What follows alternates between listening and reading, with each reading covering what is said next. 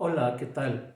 Te doy la bienvenida a mi canal Lógica y algo más con el profesor Castillo. Te cuento que el tema que nos ocupa hoy es acerca de el cinismo. El cinismo fue una escuela fundada por Antístenes. Antístenes nació el año 445 a.C. y murió el año 336. Fue discípulo de Sócrates y estuvo presente el día en que su maestro tenía que beber la cícuta, y con lo cual se marcaba el fin de su vida. El nombre cinismo es atribuido por la manera tan frugal como estas personas vivían. La escuela fue fundada en Grecia durante la segunda mitad del siglo IV a.C. Como te decía, el día de la muerte del viejo maestro Sócrates, mientras discutían sobre la inmortalidad del alma, Antístenes se sorprendió ante la tranquilidad de su maestro por el evento que estaba a punto de vivir. Y entonces, este hecho le causó profunda impresión y de ahí probablemente se influyó en su insistencia posterior respecto a la ataraxia. Antístenes inició como discípulo del sofista Gorgias, lo cual nos hace suponer que Antístenes era de una buena posición económica, aunque finalmente terminó siendo discípulo de Sócrates.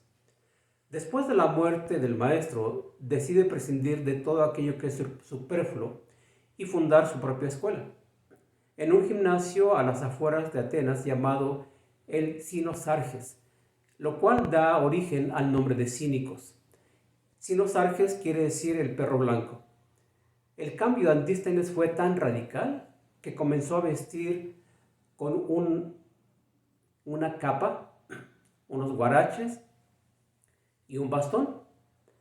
Este tipo de vestimenta, digámoslo de esta manera, fue con el tiempo el uniforme de los cínicos. Decía que lo hacía solamente con la intención de poder liberarse de los caprichos de la fortuna y regir su propio destino. Tenía por objetivo alcanzar la felicidad y las virtudes propias del ser humano. Decía que para conseguirlo, el hombre debe siempre depender de sí mismo. Lo fundamental para el cínico era la autarquía, es decir, la independencia de todo conocimiento exterior. La autosuficiencia también, que requiere un esfuerzo sostenido. Y el cínico debe renunciar a su familia, al dinero, a la fama, pero sobre todas las cosas, al pensamiento antiguo. En cierta ocasión, Antístenes afirmó que la mayor dicha para él y para el hombre sería, sin duda, morir feliz. Pensaba que las leyes establecidas y las convenciones sociales no eran importantes, despreciaba las normas, las instituciones, las costumbres y todo aquello que representara una atadura para el hombre. Predicaba una vuelta a la naturaleza como una manera para domesticar a la sociedad. Retoma algunos de los principios de la doctrina socrática y considera que la civilización y su forma de vida eran un mal y que la felicidad se alcanzaba única y exclusivamente al vivir de manera simple y de acuerdo con la naturaleza. El hombre, decía Antístenes, llevaba en sí mismo los elementos para poder llegar a ser feliz y de esta manera conquistar su autonomía. Era de hecho el verdadero bien. De ahí su desprecio hacia las riquezas y hacia cualquier forma de preocupación material. El hombre con menos necesidades es el más libre y el más feliz. Sin embargo, el representante más reconocido de esta corriente es Diógenes de Sinope, famoso por sus excentricidades y por su constante ridiculización a la corrupción de las costumbres y los vicios de la sociedad griega de su tiempo. Su actitud muchas veces era tan irreverente como hacer sus necesidades en plena vía pública. Podía defecar o hacer pipí e incluso hasta masturbarse en vía pública.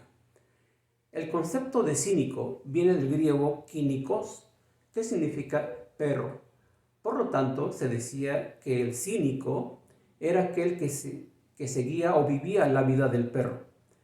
Diógenes de Sinope nace en el Asia Menor en el año 405 y muere en Corinto el año 323. Después de su destierro de Sinope, se establece en Atenas e insistió mucho en que Antístenes fuese su maestro, pero éste lo rechazó en repetidas ocasiones. No obstante, Diógenes insistió tanto que Antístenes terminó aceptándolo como su discípulo. Y entonces Diógenes opta por una vida austera y adopta la indumentaria de los cínicos. Y se dice por ahí que fue una manera de poder honrar la memoria de Sócrates, porque Sócrates vestía así, una túnica y unos guaraches, y era toda su indumentaria. ¿De acuerdo? Porque Sócrates afirmaba que con eso era suficiente para poder vivir bien. Diógenes puso en práctica de una manera radical las teorías de su maestro Antístenes y criticaba y denunciaba todo aquello que limitaba al hombre. Se enfrentaba constantemente a las normas sociales, afirmaba que él era ciudadano del mundo, ya que él decía que en cualquier parte el cínico se encuentra como en su casa. Por tanto, el mundo es de todos. Diógenes, como todos los cínicos, recomendaba el entrenamiento para adquirir la arete, que es la virtud, ejercitándose tanto física como mentalmente para hacerse duros y llegar a la impasibilidad del alma y a la autosuficiencia, a la independencia. Decía que ésta se consigue con mucho esfuerzo. Se dice que vivía en un tonel acompañado por sus perros y una lámpara que siempre estaban con él en cualquier lugar. Vean esta imagen. El conocimiento que tenemos de Diógenes lo hemos adquirido mediante una serie de máximas y anécdotas que se cuentan de él, y entre ellas voy a citarte las siguientes. Se dice que un día fue visitado por Alejandro Magno, el gran conquistador, y Alejandro, le dice: pídeme lo que quieras y te será concedido. Diógenes voltea a verle y le dice: un solo favor te pido, que te hagas a un lado porque impides que la luz del sol me caliente. También se dice que se considera como uno de los hombres más ricos porque nadie como yo, decía, tiene el privilegio de dormir una noche a las puertas del templo de Diana, y a la noche siguiente a las puertas del templo de Apolo, y a la noche siguiente a las puertas del templo de Artemisa. A medida que él predicaba su manera de pensar, se hacía más y más popular.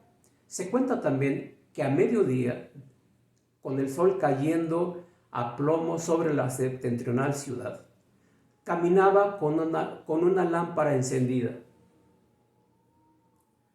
La gente, al verlo, curiosa, se preguntaba: ¿qué buscas, Diógenes? Ceremonioso respondía: busco a un hombre íntegro.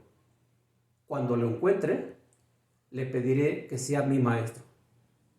Según algunas versiones, murió por su propia voluntad, suicidándose mediante la contención del aliento.